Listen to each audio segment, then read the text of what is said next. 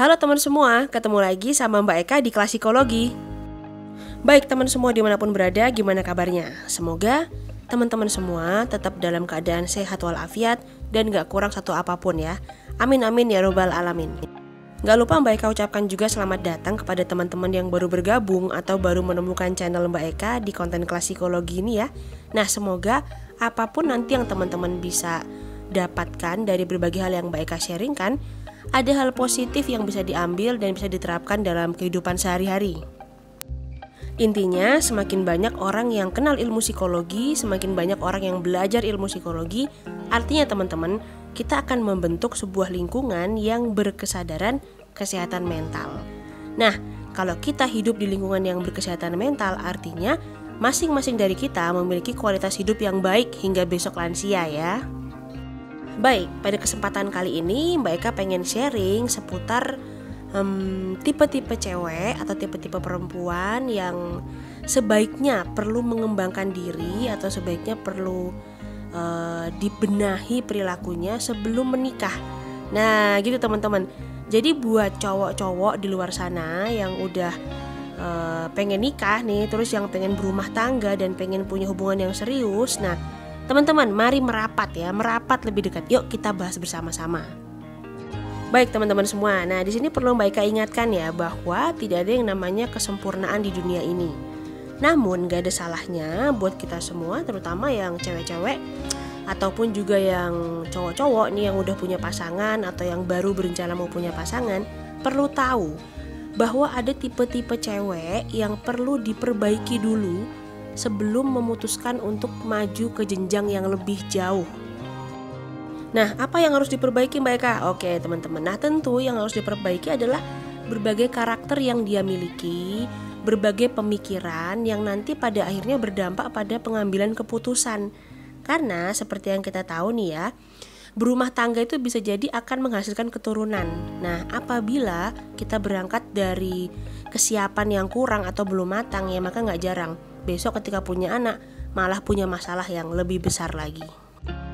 Baik teman semua, oke kita segera mulai ya. Seperti biasa, silahkan cari posisi yang paling nyaman untuk mendengarkan podcast kali ini. Kemudian apabila nanti konten ini bermanfaat atau ada hal positif yang bisa di-sharingkan kepada orang lain, Mbak Eka minta tolong teman-teman untuk share di semua media sosial yang teman-teman pakai, supaya lebih banyak lagi orang-orang yang memiliki kesadaran psikologi. Kita menuju ke nomor 1 teman-teman. Nah ini dia tipe cewek yang perlu memperbaiki diri dulu sebelum melanjutkan ke jenjang yang lebih serius adalah berpikir negatif pada setiap hal. Baik teman-teman, nah tipe cewek ini ya yang berpikir negatif terhadap setiap hal itu ciri-cirinya biasanya mudah emosi pada saat dia menghadapi situasi-situasi yang tidak bisa dia kontrol. Ya, kemudian ada lagi yang lain, kerap mengatakan hal-hal buruk sebelum memulai sesuatu yang baru. Nah, coba teman-teman mulai berpikir, apakah diri kita seperti itu yang cewek-cewek ini ya, atau yang cowok-cowok, wah kira-kira pasanganku begitu gak ya? Nah, atau bisa juga jadi tidak pernah memberikan kepada pasangannya itu kesempatan untuk berbicara, tidak pernah memberikan kesempatan untuk mencoba dan lain sebagainya. Karena dia sudah pesimis dan menganggap bahwa pasangannya harus ikut semua yang dia pikirkan. Selanjutnya di nomor 2 teman-teman, ada perempuan yang selalu memikirkan dirinya sendiri. Nah tipenya atau ciri-cirinya ini gampang banget kalau ini mah kelihatannya ya. Jadi dia tuh sangat egois. Kemudian dia juga gak peduli sama perasaan orang lain ya. Dan dia juga biasanya gak peduli sama kondisi yang sedang dihadapi oleh pasangannya. Nah jadi yang dia harapkan biasanya adalah untuk memuaskan dirinya sendiri. Baik teman-teman, yuk kita menuju ke nomor 3. Di nomor 3 ini ada perempuan yang hanya memikirkan berbagai hal yang bersifat materialisme atau sangat terobsesi untuk memiliki barang-barang yang barang-barang yang mewah ya, dan lingkungan hidup yang serba high class misalnya kayak gitu. Tentu kondisi ini terjadi apabila secara finansial atau latar belakang si perempuan ini juga bukan dari kalangan yang bisa mencukupi hobinya. Nah ini maka jadi keliru teman-teman ya. Nah biasanya untuk orang-orang yang seperti itu tadi, orang-orang yang memiliki keinginan high class dan segala macam, mereka itu ciri-cirinya hidup dengan gaya yang sangat memaksakan. Ya, jadi menghalalkan segala cara. Nah, kasihan dong ya pasangannya kalau sampai dapet cewek yang seperti ini. Lanjut ke nomor 4 teman-teman. Ini ada perempuan yang cenderung suka selingkuh. Baik, untuk kategori yang nomor 4 ini teman-teman, ini sebenarnya berkaitan erat dengan trauma di masa lalu ya. Nah, meskipun juga poin-poin yang lain itu juga ada pengaruhnya dengan pola pengasuhan, trauma di masa lalu, tapi di nomor 4 ini yang paling mencolok teman-teman untuk perempuan yang suka selingkuh ya.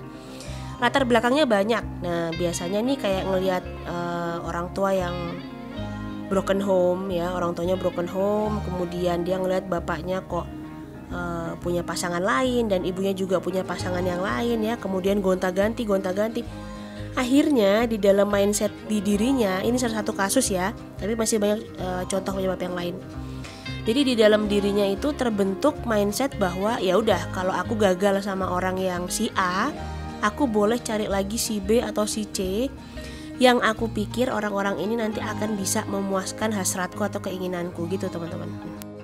Nah, padahal semakin dia cari orang-orang yang dia anggap sesuai sama dirinya, yakin deh semakin gak ketemu teman-teman.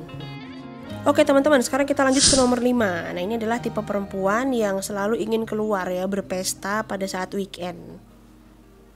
Nah, baik teman-teman, kalau ini ciri-cirinya gampang ya. Jadi asal udah mau hari Kamis gitu, dia udah heboh nyari teman-teman buat yuk kita hangout, yuk kita nongkrong, kita ini, kita itu segala macam. Nah, kalau hal ini terjadi sebenarnya nggak salah ya, kita kumpul sama teman-teman, tapi juga bukan setiap weekend ya, bukan setiap weekend dan kita keluar dengan tujuan yang nggak penting ya teman-teman. Nah, kenapa soalnya Mbak Eka bisa bilang kayak gitu? Karena pada saat teman-teman sudah memutuskan untuk berkomitmen dan berumah tangga tentunya ya, teman-teman harus mulai belajar untuk mengurangi ya hal-hal yang nggak penting atau nggak jelas tujuannya ya. Nah, teman-teman juga harus mulai bisa saving money, bisa cari waktu yang berkualitas juga untuk keluarga ya. Supaya apa? Supaya teman-teman bisa lebih mengenal satu sama lain, dan apabila ada permasalahan di dalam keluarga itu cepat tertangani. Oke ya, jadi kalau masih ada nemu cewek yang hobinya masih hura-hura dan ya dia belum sadar akan kepentingan yang harus dia cukupi ketika besok berumah tangga, nah ajak berbenah dulu, jangan langsung yuk udah gas nanti waktu yang akan menyelesaikan masalah kita. Hehehe. Ya bisa sih, tapi Mbak Eka agak pesimis ya. Kita menuju ke nomor 6 teman-teman. Nah, di nomor 6 ini ada perempuan yang merasa dirinya bisa mengatur segalanya. Nah, mungkin ini bisa diidentikan dengan orang yang ambisius ya. Jadi dia kepengen mendapatkan segala hal harus sesuai dengan cara pikirnya dia. Nah, orang-orang seperti ini teman-teman, yaitu sebenarnya ada bagusnya, ada gak bagusnya ya. Bagusnya jadi dia mandiri. Tapi gak bagusnya adalah karena sebenarnya berumah tangga atau punya pasangan itu kan kehidupannya harus dijalankan berdua. Jadi gak bisa hanya satu sisi yang menjalankan roda rumah tangga itu teman-teman ya. Nah, sedangkan tipe orang seperti ini itu bukan tipe orang yang bisa diajak belajar. Nah, mereka juga gak bisa diajak berdiskusi dan gak bisa diajak bekerja sama. Nah, jadi alangkah beratnya ya kehidupan si pasangannya apabila dapat cewek-cewek yang ya keras kepala, ibaratnya kayak gitulah. Lebih kacaunya lagi kalau ternyata suaminya atau pasangan yang cowok ya, atau pasangannya nggak punya power. Nah, ya udah alamat. Besok anak-anaknya akan copy paste nih perilaku si ibunya, dan si bapaknya udah ditindas sama ibunya, ditindas juga sama anak-anaknya. Dan itu ada teman-teman. Oke, baik teman-teman, pembahasan kita makin seru nih kayaknya ya. Next kita menuju ke nomor 7. Ada perempuan yang tidak mengerti prioritas. Baik teman-teman semua, perempuan yang gak mengerti prioritas ini biasanya cenderung gak bisa menentukan mana yang harus diutamakan. Misalnya kalau dia lagi main ya masih lupa waktu, atau masih mengerjakan pekerjaan-pekerjaan yang sebenarnya bisa dikerjain nanti, tapi ya karena dia ngerasa itu penting buat dia, kemudian dia mengabaikan yang lain. Kemudian dampak terburuknya apa Mbak Eka? Nah, jadi teman-teman, kalau situasi ini terjadi terus-menerus, kemudian dari pasangannya juga tidak berusaha untuk menyadarkan atau memodifikasi perilaku dari istrinya atau si perempuan ini, ya maka secara otomatis dia akan jadi kehilangan fungsi atau nggak bisa berperan bagus di dalam rumah tangganya. Mulai dari suami, kemudian anak, bahkan rumah juga nggak terurus ya. Karena apa? Karena dia masih sibuk mencari sebenarnya yang aku butuhin tuh apa. Nah, jadi bukan prioritas utamaku sebagai seorang istri tuh apa. Misalnya gitu teman-teman. Kemudian yang berikutnya di nomor 8 nih ya, ada perempuan yang suka bergosip. Nah baik, sepemahaman Mbak Eka, untuk orang-orang yang suka bergosip itu sebenarnya mereka bukan orang-orang yang punya rasa percaya diri tinggi teman-teman. Jadi gimana caranya mereka membangun lingkungan, mereka membangun hubungan dengan orang-orang di sekitarnya agar mereka bisa diterima dan punya komunitas. Nah bahayanya apabila perempuan atau calon ibu atau calon istri ini masih suka bergosip padahal dia sudah mau menikah, ya tentu dia tidak akan bisa membedakan mana hal-hal yang benar atau tidak. Karena di dalam kesehariannya dia hanya berpikir untuk apa ya gosip terbaru atau berita terbaru yang bisa dia bagi ke orang lain, tanpa memperdulikan itu benar atau salah. Nah kalau dia aja nggak bisa membedakan ya antara yang baik dan yang salah, nah gimana caranya dia mau membedakan hal-hal atau sesuatu yang membutuhkan ketegasannya dia di dalam menjalankan rumah tangga? Ya nggak bisa. Karena apa? Karena di dalam pikirannya dia kembali lagi nggak mikir benar salah, yang penting dia dapat sesuatu yang bisa mendapat apresiasi dari orang lain. Kalau situasi ini terjadi terus-menerus, nggak jarang malah akan berdampak buruk pada kehidupan rumah tangga yang akan dijalani. Ya karena apa? Balik lagi, hidupnya dia bukan berfokus pada diri sendiri dan perkembangan dari rumah tangga yang mereka bina, tapi berdasarkan apa ya omongan orang yang bisa aku sebarin lagi supaya aku dapat perhatian dari banyak orang. Kemudian yang terakhir di nomor 9 teman-teman, ini ada perempuan yang takut untuk berkomitmen. Nah orang-orang yang takut untuk berkomitmen ini biasanya tidak berani mengambil tanggung jawab. Jadi dia nggak bisa bertanggung jawab atas keputusan-keputusan yang mungkin harus dia terima pada saat dia menjalani hubungan.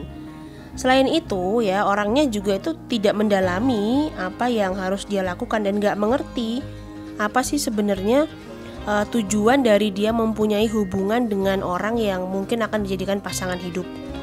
Jadi biasanya orang-orang seperti ini tuh juga tingkah lakunya ya seadanya. Kemudian ketika dia sedang berkomitmen dengan orang lain ya nggak ada effort, nggak ada usaha untuk mempertahankan hubungan itu.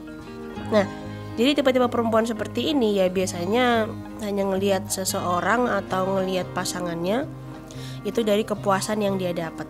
Jadi kalau nggak cocok sama yang sekarang, ganti lagi sama yang lain, dan begitu seterusnya. Karena apa? Bagi dia komitmen itu bukanlah hal utama dalam menjalin sebuah hubungan. Nah oke, baik, itu dia teman-teman sesi kelas psikologi pada podcast kali ini. Mereka berharap ada hal positif yang bisa diambil ya. Dan ingat, gak ada yang sempurna di dunia ini. Tapi orang-orang yang ingin mencapai sempurna itu biasanya orang-orang yang sudah matang dan memang siap untuk berproses menjalani kehidupan rumah tangga. Jadi banyak orang mengatakan bahwa kehidupan berumah tangga itu bukan hanya menyatukan dua kepala. Mereka sepakat, karena apa? Pada saat kita memilih pasangan itu artinya kita harus siap, masing-masing dari kita ya, harus siap dengan 4 macam kepala yang lain. Siapakah itu? Ya orang tua yang membentuk pasangan kita dan orang tua kita sendiri. Nah jadi makanya pandai-pandailah kita untuk melihat peluang, melihat kebiasaan dan lain sebagainya, supaya teman-teman juga dari pola asuh lama yang diturunkan orang tua kita bisa ngambil yang paling efisien atau yang paling relevan untuk membangun rumah tangga kita dan mendidik anak-anak kita besok. Nah misalnya kayak gitu teman-teman. Baik teman-teman, terima kasih banyak, itu sedikit dari Mbak Eka, semoga bermanfaat ya. Nah titip salam juga untuk orang-orang tercinta di sekitar kalian.